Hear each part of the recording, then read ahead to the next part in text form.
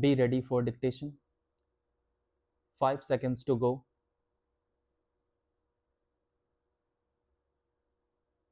Start.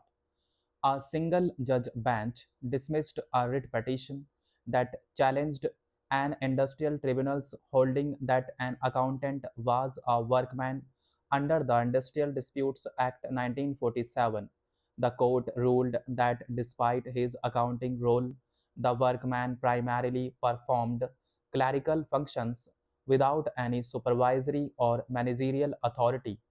It explained that actual job functions, not designation, determine workman status. The tribunal was asked to determine the termination in July 2013 was justified and what relief he was entitled to. He had been employed as an accountant since 2002. He was earning rupees 18,000 per month at the time of his termination. However, the company claimed that the dispute was not maintainable. They argued that he was a supervisory employee and not a workman under Section 2 as of the Industrial Disputes Act 1947. The tribunal ruled in his favor and held that he was a workman.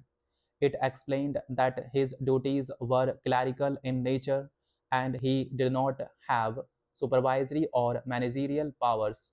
The tribunal further granted him an interim relief of rupees 15,000 per month from the date of his termination. The learned counsel appeared for the company argued that his responsibilities included financial oversight, filing returns, and handling ESI and bank matters.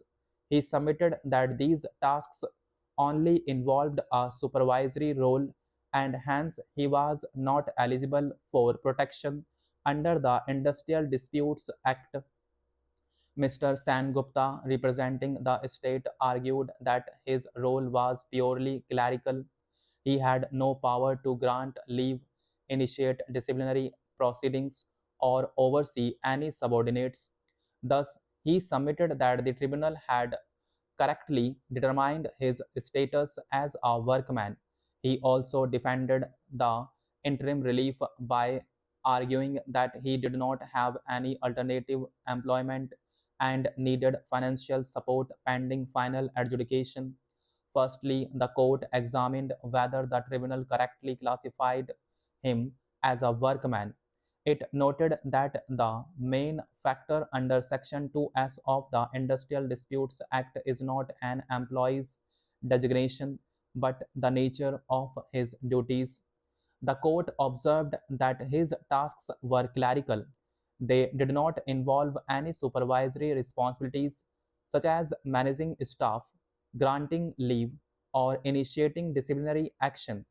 Further, the court noted that the company too had failed to establish that he exercised any managerial authority. Secondly, the court referred to cases such as Lanin Kumar Ray. It held that an employee's actual functions rather than their job title determine their classification under the Industrial Disputes Act. Since his role did not involve any managerial or supervisory duties, the court upheld the tribunal's findings. Thus, it declared that he was a workman. Thirdly, the court considered whether the grant of interim relief was justified. It noted that Section 15(2)(b) of the Industrial Disputes Act West Bengal Amendment mandates the grant of interim relief to workmen during the pendency of disputes. Further, the court also did not find any evidence that he was gainfully employed elsewhere, noting that the tribunal's order ensured his survival during the litigation. The court declined to interfere with the award of rupees 15,000 per month, citing factors such as lack of criminal antecedents and other mitigating circumstances. The Supreme Court recently commuted the death sentence of a man accused of killing his two minor children to life imprisonment without remission. The court reaffirmed the principle that the death sentence should be awarded in rarest of rare cases after a thorough consideration of mitigating and aggravating circumstances. Aggrieved by the High Court's decision to confirm the death sentence, he appealed to the Supreme Court, arguing that the courts below have not considered the mitigative and aggravating circumstances lying in his favor for commutation of death sentence to a life imprisonment.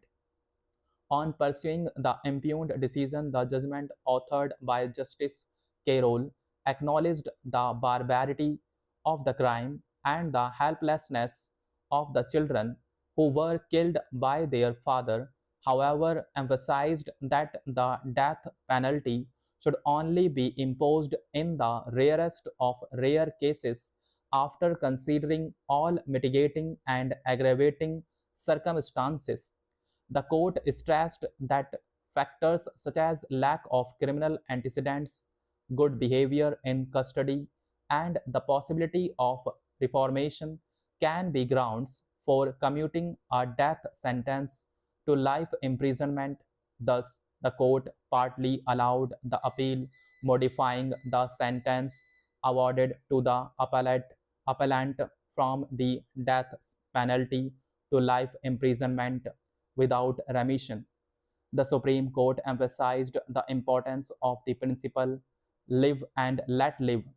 After all, it is not without reason that the well known proverb goes, live and let live, which is said to mean that people should accept the way other people live and behave, particularly if their way of doing things is different than one's own.